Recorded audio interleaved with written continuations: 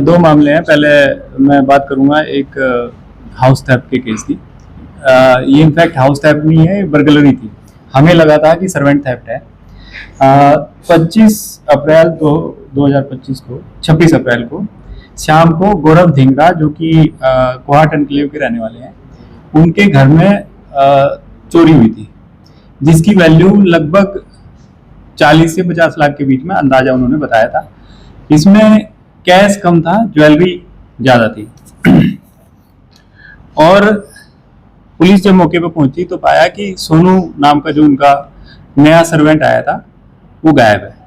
तो ऑब्वियसली कि सोनू पे ही डाउट था। बट जब पुलिस ने टेक्निकल इन्वेस्टिगेशन की तो पाया कि सोनू एक काफी सातिर चोर भी है, रोबर भी है। इस गैंग ने मोतीनगर थाने में भी एक रोबरी की थी 2024 में, जो अभी तक अनवर्कआउट है। इन 4 एक्यूज के अरेस्ट से एफआईआर नंबर 614/24 मोतीनगर, जो कि एक रोबरी का केस था, वो भी वर्कआउट हुआ है। ये गैंग एक सुनियोजित तरीके से चोरी करता है। ऐसे लगता है कि सर्वेंट थेफ्ट है, बट ये सर्वेंट थेफ्ट ना होकर एक फुल फ्लैज बर्गलरी का केस था, जिसमें जो सोनू के साथी थे वो घर के पिछले दरवाजे से खिड़की से एंटर करवाए और वहीं से पूरा जो इनका ज्वेलरी था उसको चोरी करके वहीं से उनको निकाल दिया। और पुलिस समझ रही कि एक सर्वेंट थेफ्ट है, तो हम सर्वेंट को ढूंढ रहे थे। सर्वेंट ने एक फोन चोरी किया, उस चोरी के फोन से कांटेक्ट किया, कई तरह की कई प्लेसमेंट एजेंसीज को कांटेक्ट किया कि मुझे नौकरी चाहिए। इसी क्रम में उसने ये जो हमारे कंप्लेनेंट है गौरव धिंगरा, इनसे भी कांटेक्ट किया और व्हाट्सएप पे। जो कीपैड वाला फोन था, उस फोन से वो सिर्फ कॉल करता था प्लेसमेंट एजेंसी को, और उसी सिम कार्ड से दूसरे स्मार्टफोन में एक व्हाट्सएप चला रखा था। उस व्हाट्सएप से इसने कांटेक्ट किया, कई लोगों से नौकरी ढूंढ रहा था ये।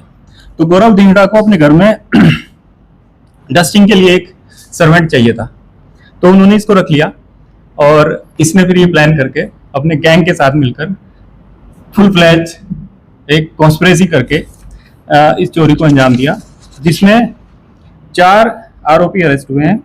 एक है सूरज, ये गोंडा का रहने वाला है, उत्तर प्रदेश। करण हरदोई यूपी का रहने वाला है। सौरभ सूरज का चचेरा भाई है। फर्जी आधार कार्ड भी इसी ने बनाया था इसका। जो नौकरी पाने के टाइम पे आधार कार्ड दिया था वो भी फर्जी था।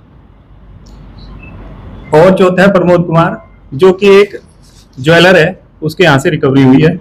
भारी मात्रा में इस केस में रिकवरी हुई है, जिसमें अगर मैं आपको डिटेल शेयर करता हूं,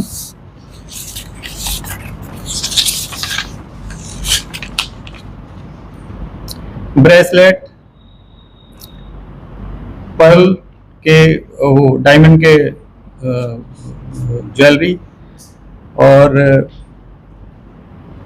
ये कई सारे हैं, प्रेस रिलीज में दे रखे हैं। डायमंड और गोल्ड के बहुत सारी ज्वेलरी है, जिसमें लगभग 20 आइटम्स हैं, और कुल मिलाकर लगभग 40 लाख रुपए का जो केस प्रॉपर्टी है इसमें वर्कआउट हुआ है।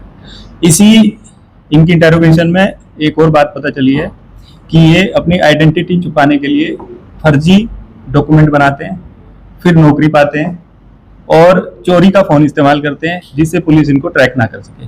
हमारी टीम के एसआई रोहित, उनकी team SHO Mahesh Katana, ACP Shailendra Chauhan, इन्होंने काफ़ी मेहनत के बाद इस केस को वर्कआउट किया है। इसकी मैं प्रेस को इसलिए बताना चाहता हूँ कि ये काफ़ी मेहनत और काफ़ी टेक्निकल तरीके से हमारी टीम ने इस केस को वर्कआउट किया है। तो ये काफ़ी काबिल तारीफ इन्वेस्टिगेशन है। इस केस को सोल्व करने के साथ साथ मोतीनगर की रोबरी और इनका एक्यूज्ड का फादर जो है अशोक विहार के डकैती के केस में भी वांटेड चल रहा है। ये भी एक खुलासा हुआ। इन्होंने इसी तरह से कई शहरों में नौकरी पाकर इस तरह से कई तरह की बर्गलरीज कर रखी हैं, जो कई केसेस की निशानदेही की है। उस पर अभी हमने दूसरी कंसर्न पुलिस स्टेशन को बताया है और उसकी इन्वेस्टिगेशन चल रही है। इनको कहाँ से पकड़ा है और अब तक जो 3 और हैं ये सब कितना इनके पे पहले क्या मामला जो इसके अलावा इनके डोजियर में काफ़ी सारे केसेस आए हैं, लेकिन जो अभी केस सोल्व हो रहे हैं वो एक को आर्ट एनक्लेव की बर्गलरी है और दूसरा मोती नगर की रोबरी का केस है 2024 का। इसके अलावा एक इसी गैंग का मेंबर मैंने बताया कि अशोक विहार के एक पुराने डकैती के केस में वांटेड चल रहा है, वो अभी गिरफ्तार नहीं हुआ, उसके लिए कोशिश चल रही है। सर, आपने बताया कि फर्जी डॉक्यूमेंट्स बनवाते थे, हर जगह नौकरी लगवानी थी, अलग अलग जगह से बनवाते थे या कोई एक ही बंदा था जो इनके फर्जी डॉक्यूमेंट्स तैयार करता था, और क्या उसको भी पकड़ा गया? जिसने ये फर्जी आधार कार्ड बनाया है उसको आइडेंटिफाई कर लिया है।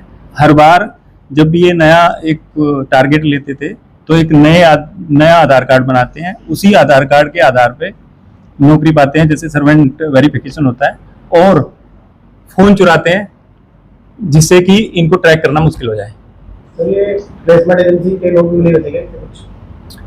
प्लेसमेंट एजेंसी, कई सारी प्लेसमेंट एजेंसीज को इसने फोन कर रखे हैं इस उम्मीद से कि कोई प्लेसमेंट एजेंसी इसको जॉब दिला देगी, और उसी चोरी के फोन से किए हैं, जिससे कि बाद में प्लेसमेंट एजेंसी भी इनको ट्रैक ना कर पाए। गिरफ्तारी उत्तर प्रदेश गोंडा। सर, एक चीज आपने बताया कि कई शहरों में इस तरह की एक चीज और है इसमें इम्पोर्टेंट, इन्हीं चोरों ने अयोध्या के हनुमान मंदिर में चोरी की थी और उसमें भी ये गिरफ्तार हो चुके थे पहले।